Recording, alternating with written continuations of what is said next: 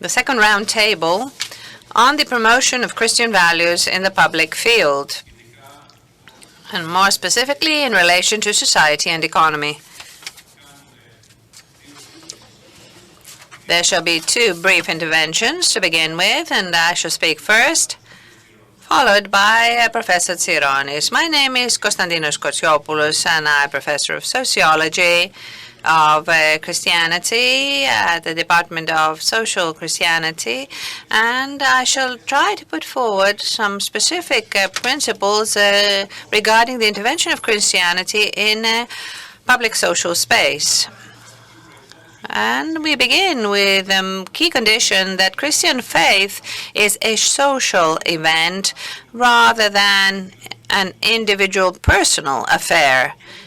It belongs to the center of the polis, in the square of the space of negotiation and consultation, political dialogue. And in this sense, Christian faith shapes a political and historical consciousness, social ethos, and institutional content.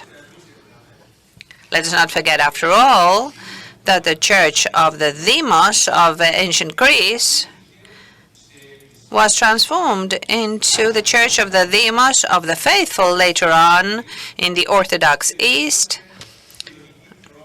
And there were collective ways of decision-making used based on the principle of majority, which was a democratic achievement of Hellenism and Christianity.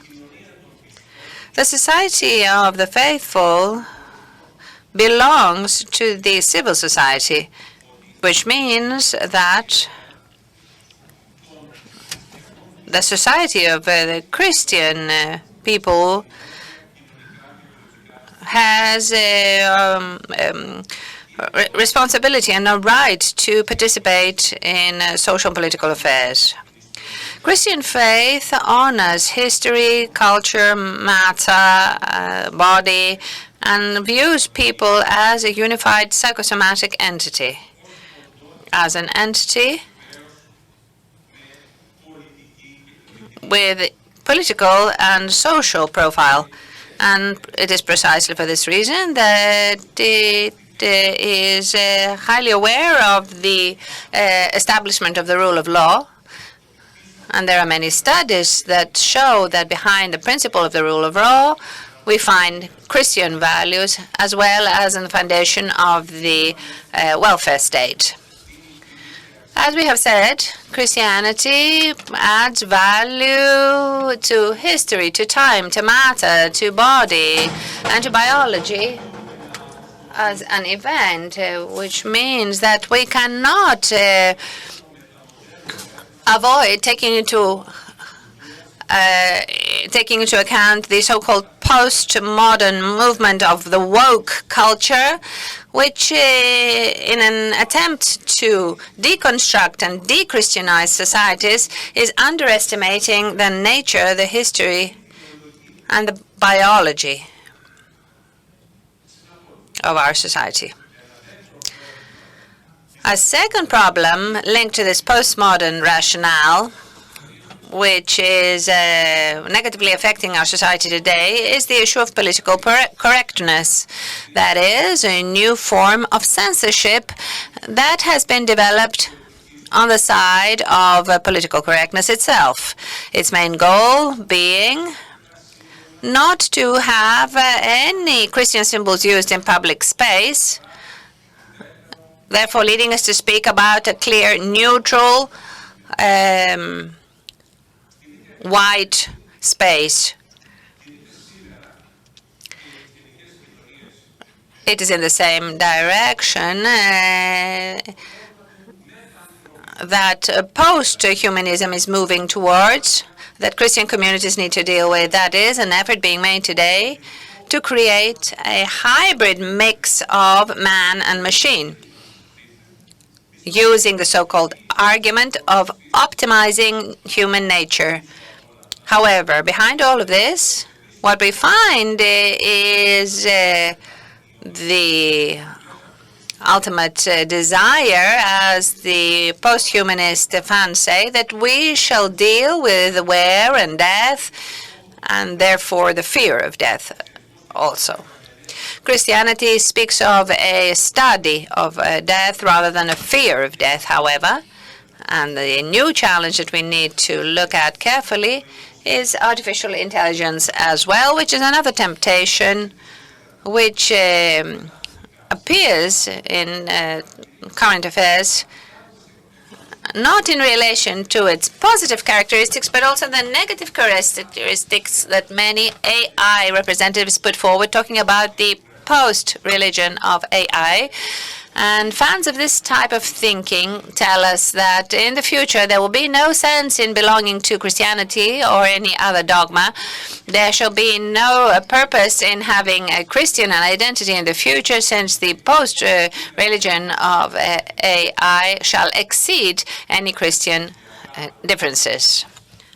Our digital holograms, our robotic copies shall bear our form and our personality. People believe in the future, since they will load our voice and our looks and our appearance on these robotic copies, leading to the immortality of our avatars, as those who support the post-religion of AI tell us. Nevertheless, in Europe, there is a key principle, the European principle of subsidiarity. And what does that proclaim?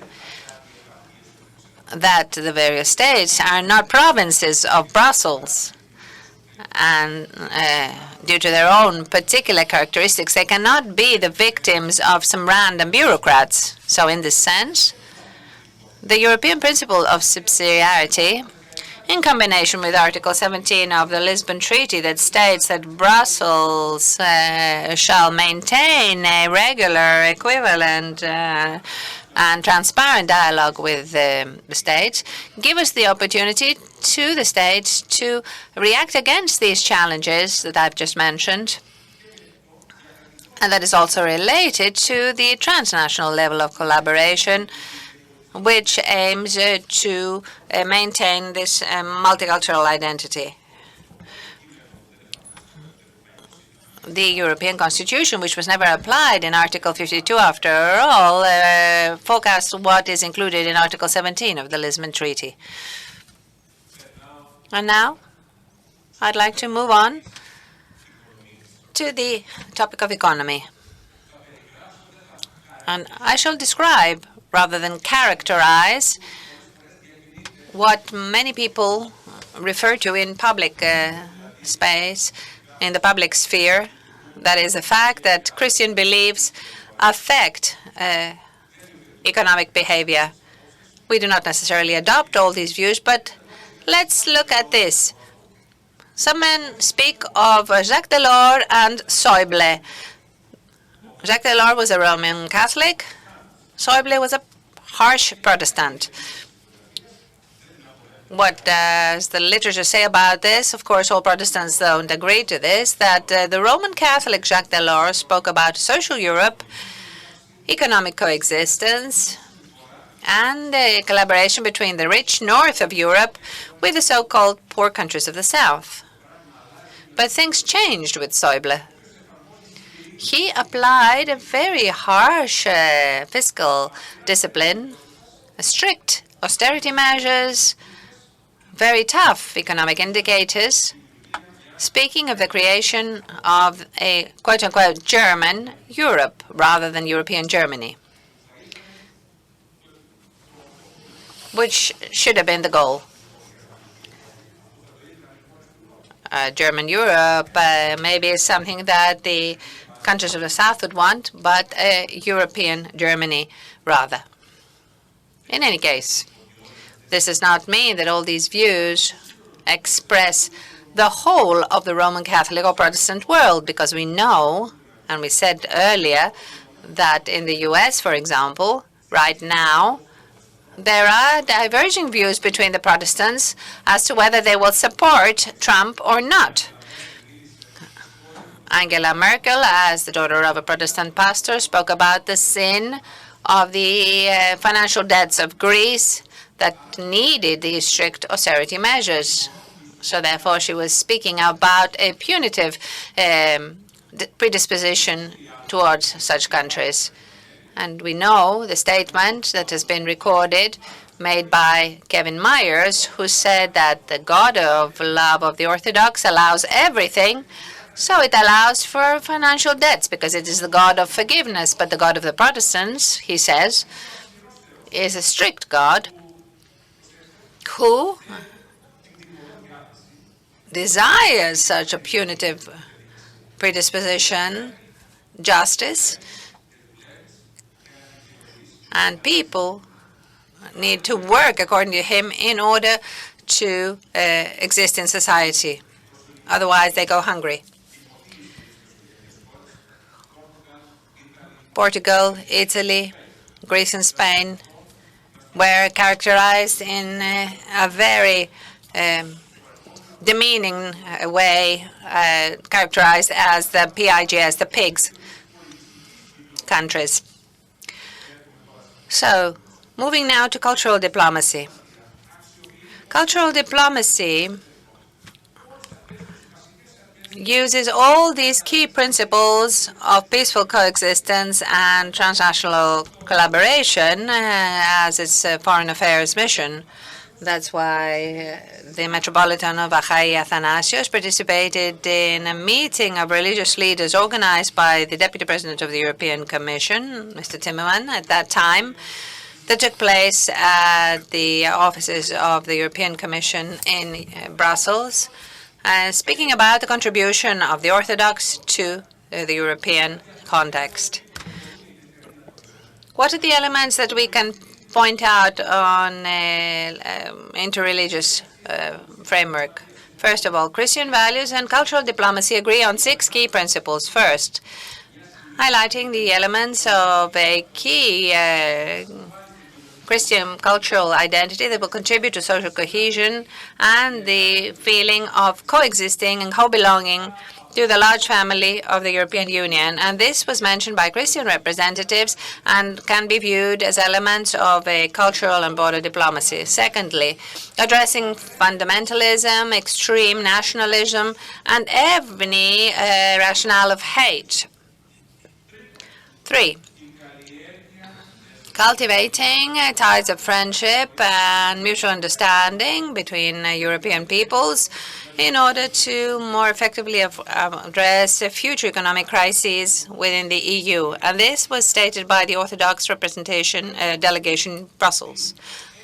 5th, reactivation of the European integration plan following the demanding period of Brexit for the European Union. So let's look at that again. A social and political debate and the questioning. And finally, to conclude, what we are talking about is the main basis of this argument that the cultural values of Christianity are moving into a sphere of politics and society, creating a political ethos, a historical political consciousness, and institutional content, as I mentioned at the beginning. Thank you very much. Thank you very much. My name is Chrysostomos. I teach ethics and sociology at the Faculty of Theology of the Aristotle University of Thessaloniki. The European Parliament elections are upcoming. European citizens are invited to take part in the functioning of democracy. Participation and engagement makes democracy be the framework that asks people to be zealots of a freedom that flourishes with responsibility. So we need fast reflexes, interest, and prudence. Since the voting is an act that goes beyond, has an impact which goes beyond the specific act of the ballot. So who are we and what is our vision? This is a question that's hard to answer. Our societies are not static. So what are the principles, the values, and our orientations in Europe, particularly now, at a time of rapid, radical changes and cultural, political, and moral plurality? The relation between democracy and Christianity in public space in postmodern times is very dense and full of tensions. The liberal pluralist democracy begins at an extreme and risks reaching another extreme.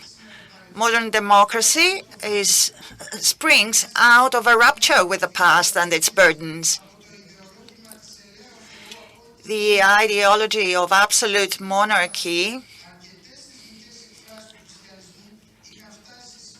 was a time when many institutional expressions of Christianity were almost identified themselves to political power.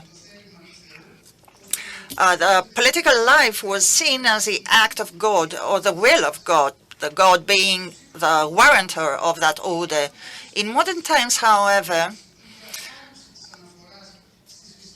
intentionally at times, no reference is made to Christian values. That's the other extreme. Although they're milestones for an important part of European citizens, in addition to the historical and cultural roots. Christian values are treated in various ways today, and they may be threatened not simply by their neglect or being overlooked in politics, but also by their distortion, either by populist quote-unquote faithful, or by sworn enemies. Charles Taylor, a great philosopher of our times, urges Christians, first of all, to rethink their past in a critical manner, remain faithful to their mission, taking into account the positive elements of modernity. Number 3, break free from theology and focus on reality. In a relatively recent text of his, Habermas says that the function of democracy and the public sphere should be inclusive. There should be no exclusion for anybody. So Christianity is not just a reference to the past without modern embodiments or an element that has nothing to do with democratic reality, provided that it does not dominate democracy. It cannot have a dominant role in democracy. Christianity should be expressed in life positions, in real life, in a pluralist environment. Christian faith is experienced next to other people, together with other people, and in rational disagreement with others. It's not just a sentimental reference to the attitude of citizens. As researchers have shown, Christianity is not the sole source of thinking and acting for Christians who rethink both their own values and other values in the public space. Mr. Migdalis spoke to us about what is said about Orthodoxy and who expresses the public discourse about Orthodoxy. The same holds true for the Roman Catholic Church and the Protestant Church in the US. So how is the public discourse about Christian values shaped, whether it's political and economic dimensions? That's a key question today. No ready-made answers can be given to every question. Let me just say at this point that the sterile voices of rejection that cannot express a positive discourse in society will inevitably strengthen extreme circles. Those who thus speak have nothing positive to offer to society. So we need a well-structured discourse that expresses eternal values in response to the needs of modern people. The centuries-long Christian tradition can empower Christians, help them fight for a better, more just world today, and give proof of moderation so that Christian witness is not exhausted in struggles against others, and it becomes an embodiment, a living experience in modern democracy. The future cannot wait, it is impatient.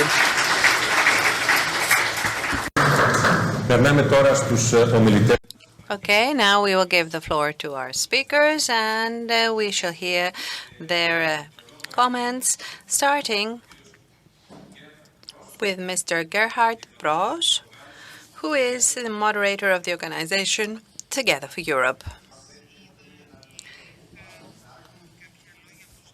Yesterday,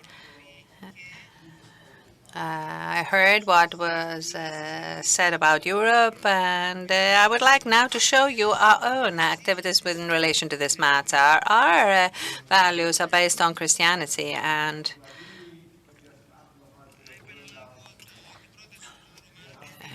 I shall repeat what Mr. Gedin from Romania said yesterday, that we are cutting the roots of the plant. We have cut the roots, and now we are wondering why the plant is dying and not bearing fruit. Well, this is a major challenge if we do indeed decide to cut our roots. What are we doing in Together for Europe in order to strengthen the values of Christianity? Well, many years ago in a major conference, we spoke about 7 major points on how we formulate our positions on the matter. Some people focus on different issues in relation to these 7 points, but what we all agree on is yes for life. We are bound to protecting the dignity of mankind in all its aspects. We say yes to legality, to family, which is the basis of society, to ecology, making the gifts of God, nature and environment protected. We say yes to economy that is focused on the needs of the individual and of the whole of mankind. And we could say a lot about this in relation to the various conflicts taking place in Europe right now regarding this issue. We also say yes to solidarity towards the poor and the disadvantaged. We say yes also to peace. And in recent years, we see how now we are all currently facing major challenges with regard to peace due to recent events, since we need to pay great attention to the relevant issues. We say yes to taking responsibility for our society, particularly for children and youth, so that they can also contribute to society as citizens. This year, we have witnessed a great challenge in the coexistence between East and West. And we have all come to understand that after the fall of the Berlin Wall, when the initial euphoria subsided, there was an element of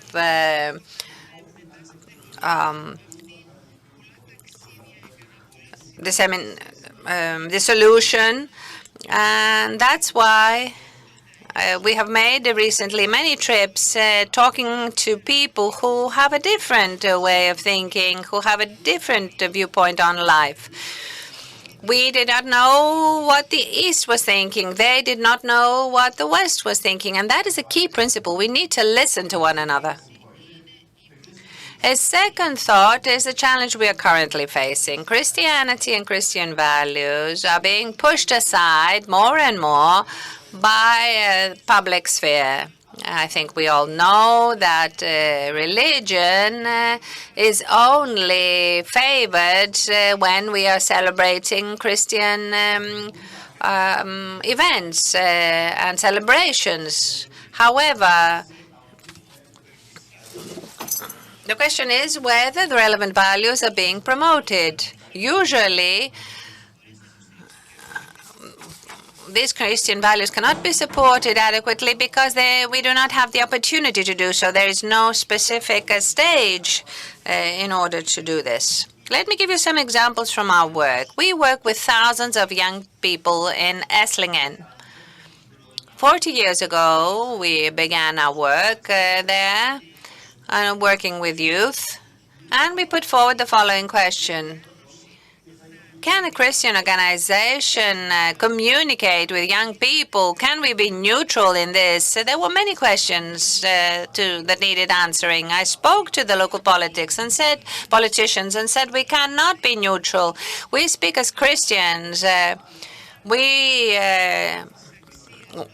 do not deny our values, but we do not try to impose them on anyone either. We want to work in a neutral manner. Well, what exactly does this mean? Can I work and do something as a citizen of this state without a God that I believe in, without any principles? Well, I'd like to point out that we are currently really fighting and working very hard to continue our work supporting Christianity amongst the youth.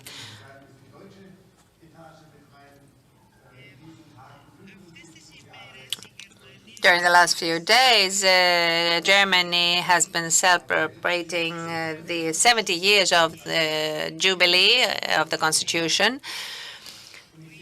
And the Constitution includes a very important preface that says, responsible before God. Well, I believe that this concept is not perceived by everyone. What does it mean? If we are no longer held responsible before man, then man becomes the measure against which everything is looked at, examined, and man becomes greedy. A different answer to life, to creation, should be given in this case, rather than only looking at social and economic interests, as is currently the case. A week ago, on the 9th of May, on the day we celebrate Europe, we organized a variety of events, and we reminded those participating the establishment by the Minister of Foreign Affairs of France, Schuman, who said there is a need to create a union that will support the steel and carbon industry.